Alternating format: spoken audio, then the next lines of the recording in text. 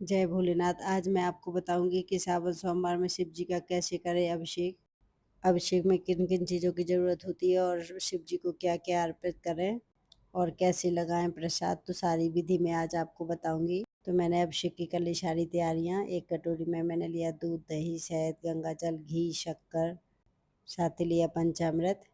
तो देखिए, पहले मैंने आपको दिखाया है दूध, फिर दही और फिर लिया मैंने इस तरह से पंचामृत। इसमें ना घी, शक्कर, शहद और दूध, दही इन सभी चीज़ों से डालकर पंचामृत बनता है। फिर 1 कटोरी में मैंने लिया शक्कर, शहद, गंगा जल और थोड़ा-सा लिया घी। फिर मैंने लिए इस तरह से कमलगट्टा, ये मेरे यहाँ ना ताज़े कमलगट्टा आ रहे हैं।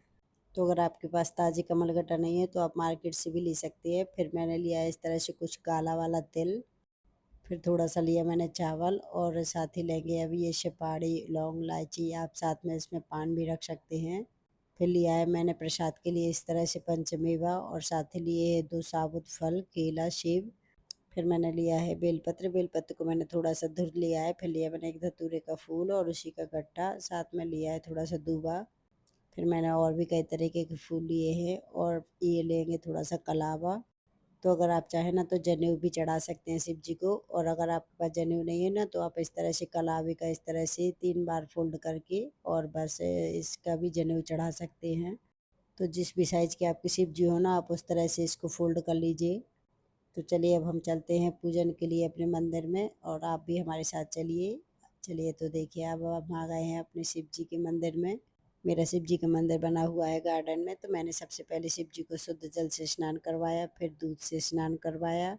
तो आप साथ में बोलते जाइए ओम नमः शिवाय, जो भी आपके मन में आए, श्री शिवाय नमस्तुभ्यम। तो आप इस तरह से बोलते हुए शिव जी को सारी चीज़ों को अर्पित करिए।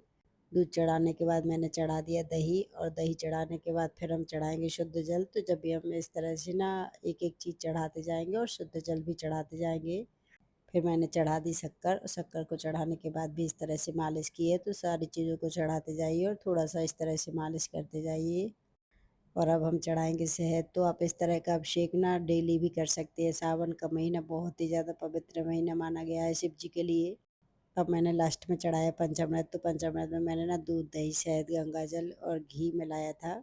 साथ में थोड़ी-सी शक्कर भी डाली थी और बस फिर मैंने चढ़ा दिया शुद्ध जल। फिर लास्ट में मैंने ना इस तरह से घी से मालिश कर दी शिव जी की।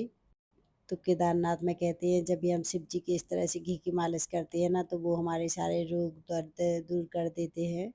फिर मैंने चढ़ा दिया जनेऊ और अब हम लगाएँगे शिव जी को चंदन। तो चंदन लगाने के लिए ना मैंने इस तरह से 2 उँगलियों में लगा लिया चंदन और बस आप देख सकते हैं इस तरह से लगाते जाएँगे। तो इस तरह से लगाने से ना जैसा शिव जी चंदन लगाते हैं ना, बिल्कुल उसी तरीके से लग जाता है। तो मैं डेली ही इस तरह से शिव जी को चंदन लगाती हूँ। फिर मैंने चंदन से एक बिंदी इस तरह से रख दी है और बस अब हम लगाएँगे रोली। तो सावन के महीने में ना आप जितना ज़्यादा से ज़्यादा हो सके शिव जी को जल चढ़ाइए, दूध दही चढ़ाइए, उनका हो सके जितना ज़्यादा से ज़्यादा अभिषेक करिए। फिर लिए मैंने इस तरह के साबुत चावल। तो चावल आप चाहें ना तो डेली ना 30 गिनकर भी चढ़ा सकते हैं। जैसे कभी आप 30 तिल के दाने चढ़ा दीजिए, कभी आप 30 कोई भी फल चढ़ा दीजिए, कभी 30 बेलपत्र चढ़ा दीजिए, कभी मंजली चढ़ा दीजिए, कभी आप समी पत्र चढ़ा दीजिए 30। और चावल में ना इस तरह से कलर कर कर भी चढ़ा सकते हैं। जैसे मैंने थोड़ा-सा चंदन लगा दिया चावल में तो ये चावल पीले हो गए हैं, तो आप कभी इस तरह से रोली लगाकर भी चढ़ा सकते हैं। फिर मैंने लिया है तिल के दाने। तो अपना आप चाहें तो इनको काउंट कर कर भी चढ़ा सकते हैं डेली 30।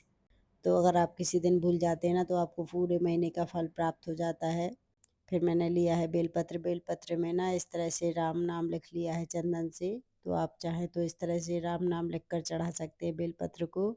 और अगर आप सारी बेलपत्र नहीं लिख पाते हैं तो कोई बात नहीं, आप एक बेलपत्र पर ही राम का नाम लिखकर शिव जी को चढ़ाइएगा।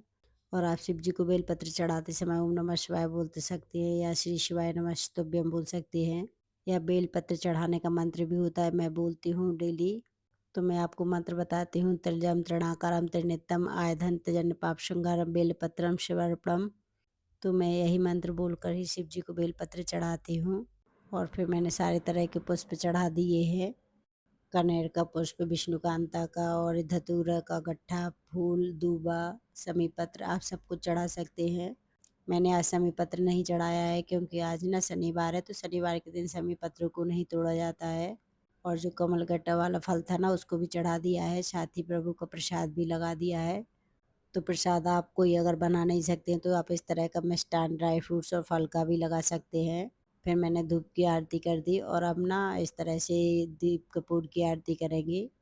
फिर मैंने ओम जय शिव ओमकारा वाली आरती की शिव जी की।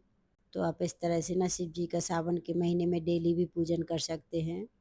और आप चाहें तो भगवान जी को अबीर और भांग भी चढ़ा सकते हैं, पर मैं डेली अबीर भांग नहीं चढ़ाती हूँ। कभी-कभी जब ना भगवान का शिवलिंग वगैरह बनते हैं तो उसमें चढ़ाती हूँ।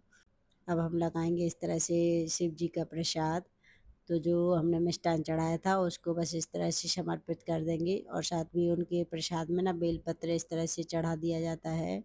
क्योंकि जब भी हम ना ठाकुर जी का प्रसाद लगाते हैं तो उसमें तुलसी पत्र लगाते हैं और जब हम शिव जी का प्रसाद लगाते हैं तो उसमें इस तरह से बेलपत्र रखा जाता है। तो आप इस तरह से ना डेली अभिषेक कर सकते हैं शिव जी का। आप चाहें तो मिट्टी के शिवलिंग में भी बनाकर कर सकते हैं अगर आपके पास इस तरह की शिवलिंग नहीं है तो। और आप चाहें तो किसी भी मंदिर में जाकर भी इस तरह से शिव जी का अभिषेक कर सकते हैं।